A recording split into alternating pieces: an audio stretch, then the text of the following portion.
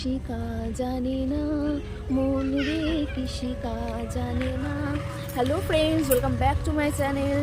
আশা করছি তোমরা সবাই ভালো আছো, আর আমিও খুব ভালো আছি। তো ফ্রেন্ডস, আজকের আবার নতুন একটা জায়গায় চলে এসেছি। আজকের আমি চলে এসেছি হালি শহরে রামপ্রসাদ সেনের বাড়িতে। তো আজকের এই তার মানে এটা বসত ভিটে, তিনি এখানে ছিলেন। তো এই জায়গাটা হচ্ছে আগে হালিশহর বলছি, তোমরা হয়তো ভাবছো আর রামপ্রসাদের তো হালিশহরে না, কুমারহট্টতে ছিল। তো এটাই আগে কুমারহাট নাম ছিল, তারপরে হলো কুমারহট্ট, তারপরে এখন হয়েছে তোমার, তারপরে হয়েছে হাবিলি শহর থেকে এখন হয়েছে এটা হালিশহর। তো এই হালিশহরে আজকের আমি এসেছি রামপ্রসাদের বসত ভিটে, তোমাদের সাথে শেয়ার করব, দেখাবো।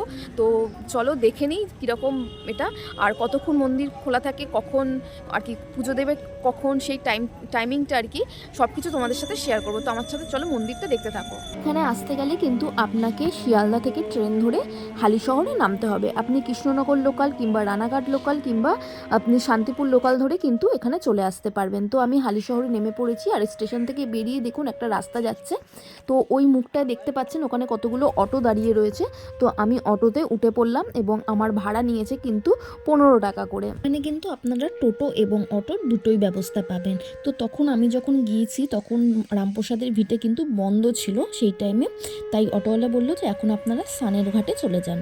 তো তাই জন্য আমাদের কিন্তু সানের ঘাট পর্যন্ত এনে অটোওয়ালা ছেড়ে দিয়েছে। তো এখন আমরা ঘাটের ভেতরের দিকে যাচ্ছি। তো ঘাটের দুই দিকে কিন্তু খুব সুন্দরভাবে দেখুন দেওয়ালে কিন্তু রামপ্রসাদের জীবনী এখানে চিত্রাঙ্কনের মাধ্যমে কিন্তু তুলে ধরা হয়েছে। আর এই দেওয়ালে কিন্তু আপনারা দেখতে পাবেন রামপ্রসাদের একদম ছোটোবেলায় শিক্ষা যখন থেকে গ্রহণ করেছিল তখন থেকে, আর যে ডুব দিয়েছিল যখন মা কালীকে নিয়ে, সেই পুরো কাহিনীটাই কিন্তু এখানে দেওয়ালে সুন্দরভাবে সাজিয়ে তুলেছে। মানে একদম কিন্তু রামপ্রসাদের পুরো জীবনীটা, মানে একদম ছোট থেকে কিন্তু শেষ বয়স পর্যন্ত যে জীবন কাহিনী রয়েছে সেটাই কিন্তু এখানে চিত্রাঙ্কনের মাধ্যমে তুলে ধরেছে। আর এই ঘাটে যাওয়ার রাস্তাতেই কিন্তু একটা পড়ছে এখানে সুন্দর একটা তারা মায়ের মন্দির। যারা এই ঘাটে আসে তারা কিন্তু এই মন্দিরে অবশ্যই এসে তারা মায়ের দর্শন করে যায়। আপনারাও যদি ঘাটে আসেন তবে তারা মায়ের দর্শন করে যাবেন। তো এখানকার এক পুরোহিতের সাথে চলুন কথা বলে নিই। তুমি এখন এসেছো হালিশহর রামপ্রসাদ যে ঘাটে ডুব দিয়েছে সেই ঘাটে এসেছো। তাই রামপ্রসাদ সেনের এটা হচ্ছে মা কালীকে নিয়ে তিনি ডুব দিয়েছিলেন, আর ওঠে ডুব দে মন কালী বলে, যদি রত্নাকরের অঘাত জলে রত্নাকর নয় শূন্য কখন, দু চার ডুবে ধন্যা পুজো, ডুব দে মন কালী বলে সেই ঘাটে এসেছে। এটা ওনার ঘাট, আর ওনার ভিটে বাড়ি এই সোজা রোডে যেতে হবে। ওখানেই আবার এরকম পঞ্চবটী এরকম বট গাছ তুমি দেখতে পাবে। পঞ্চবটী আলাদা আছে, মন্দির আলাদা আছে, ওনার ভিটে বাড়ি ওটা। উনি তো এখানে বংশ কেউ নেই, এখন সব বাইরে রয়েছে, তো ওনার ওটা ভিটে বাড়ি। তা এটা হচ্ছে রামপ্রসাদের ডুব দেওয়া ঘাট। আর রামপ্রসাদ আজকের ব্যাপার নয়, 300 বছরের কথা। তারপরে আমাদের এখানে আরও অনেক বাড়ি আছে, তোমাকে আমি রামপ্রসাদের কথাই বললাম। তো এই সাধু বাবা কিন্তু আমার সাথে অনেকক্ষণ কথা বলেছে এবং হালিশহর সম্বন্ধে অনেক কিছু জানিয়েছে। তো চলুন এরপরে দেখে নিই। এই যে দেখতে পাচ্ছেন বট গাছ, এটা কিন্তু একটাই বট গাছ। এপাশ থেকে উঠে কিন্তু একদম পুরো শেষ হয়ে নেমেছে কিন্তু এই পাশে একটা, মানে পুরো একটা গাছ এখান থেকে ঝুড়ি নেমে এখানে কিন্তু মিশেছে। আর এই চিত্র দেখে দেখছেন যে সেই রামপ্রসাদ মাকে নিয়ে গঙ্গায় যাচ্ছে বিসর্জন দিতে। আর এই সেই ঘাট 1786 সালে যখন রামপ্রসাদ বাড়িতে পুজো দিয়েছিল মাকে, আর মাকে যখন বিসর্জন দিতে এসেছিল এবং তার সাথে অনেক বহু লোক ছিল, আর মাকে নিয়ে যখন ডুব দিয়েছিল তখন কিন্তু সে আর ওঠেনি, এই জলেই কিন্তু বিলীন হয়ে গিয়েছিল, তাকে কিন্তু আর খুঁজে পাওয়া যায়নি। তো আপনারা যদি রামপ্রসাদের ভিটে আসেন তবে অবশ্যই কিন্তু এই রামপ্রসাদের স্নানের ঘাটে এসে পুণ্য অর্জন করে যাবেন, আর এখানকার জল একটু হলেও আপনারা কিন্তু মাথায় ঠেকাবেন, আর আপনারাও কিন্তু এই জল বাড়িতে নিয়ে যেতে পারেন।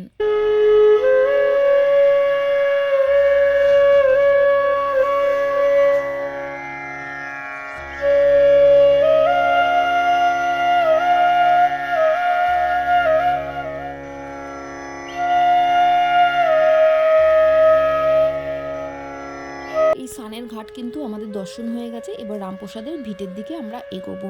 আর আমরা কিন্তু হেঁটেই যাব, যেহেতু হেঁটে বললো অটোওয়ালা যে বেশিক্ষণ লাগবে না, 4-5 মিনিট মতন লাগবে। তো যেতে যেতে নাকি মন্দিরও পড়বে, সেই মন্দিরগুলো আমি দেখে নেবো। আপনারা চাইলে কিন্তু এখান থেকে অটো কিংবা টোটোতে যেতে পারেন। আর ঘাটে নামার সময় কিন্তু বাদিকে দেখুন এরকম একটা গাছ পড়বে, বট গাছ, আর তার নিচে কতগুলো শিব রয়েছে, আর পাশে কিন্তু একটা শিব মন্দিরও রয়েছে। তো চলুন আমরা এগোতে থাকি।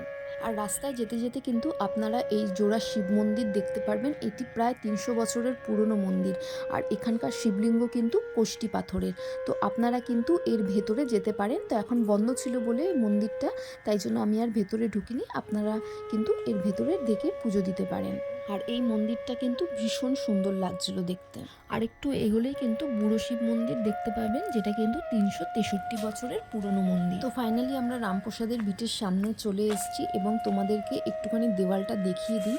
যে চিত্র দিয়েছে ডুবদের এমন কালী বলে, যেভাবে রামপ্রসাদ মাকে নিয়ে বিসর্জন দিয়েছিলেন, নিজেও ডুবে গেছিলেন, সেই চিত্রটা। তারপর মন্দিরে যে পুজো দিয়েছিল সেটা, তারপর রাজা কৃষ্ণচন্দ্রের সেরেস্তা হিসেবে যখন খাতায় গান লিখছিল, তারপরে পঞ্চবটী বনেতে কন্যারূপে মাতৃ দর্শন দিয়েছিল যখন মা তাকে, সেই চিত্র কিন্তু এখানে তুলে ধরেছে।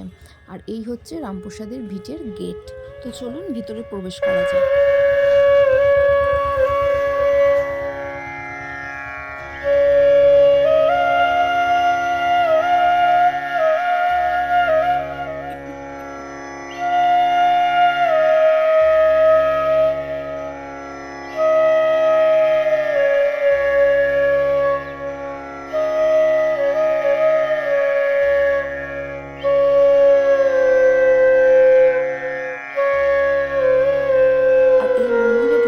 দিকেই কিন্তু একটা তোমরা এই বটগাছ দেখতে পারবে, যেটা 450 বছর পুরনো বটগাছ। চলুন মায়ের পুজো দেওয়ার জন্য এখানে আমি ডালা কিনে নিই। তো আপনারা মন্দিরের একদম উল্টো দিকের রাস্তাতেই দেখবেন এরকম কতগুলো ডালার দোকান পাওয়া যাচ্ছে, যেখানে আপনারা পুজোর সামগ্রী সব পেয়ে যাবেন। যে দোকান থেকে ডালা কিনবো সেই দোকানদারের সাথে চলুন একটু কথা বলে নিই, কীরকম প্রাইস আর কখন কি সব কিছু ডিটেলস। মন্দির খোলা 7:30, বন্ধ হয় 12:30 বন্ধ হয়ে যায়। আবার 4টে খোলে রাত্রি 8:30 অফ হয়ে যায়। হ্যাঁ, আর ভোগ খেতে গেলে 9টার থেকে 8:30 9টার মধ্যে থেকে আমাদের সঙ্গে যোগাযোগ করবে। সেই ভোগ আপনাদের এখানে, হ্যাঁ, আমার সঙ্গে কন্ট্যাক্ট নাম্বার দিয়ে দেবো, যোগাযোগ করবে। ওই 1টার সময় সেই ভোগটা আমাদের সংগ্রহ করে আমাদের কাছে এসে নেবে। আর পয়সা করি সবই এসে আমাকে দেবে। আর ডালা পয়সা করি আমাকে এসে দেবে। এসে দেওয়া। হ্যাঁ, আর যদি অনলাইনে দিতে চাও তাও দিতে পারে, তাতে কোনো অসুবিধা নেই। হ্যাঁ, যোগাযোগ করতে পারে। আর তারপরে ডালা লোয়েস্ট 51, তারপরে 51 থেকে সে 500 250 200 100 150 যেরকম নেয়, 500 যার যেরকম ইচ্ছা। তাহলে আপনাদের সাথে যোগাযোগ করবে, আমাদের সঙ্গে লাইনে যোগাযোগ করবে অনলাইন।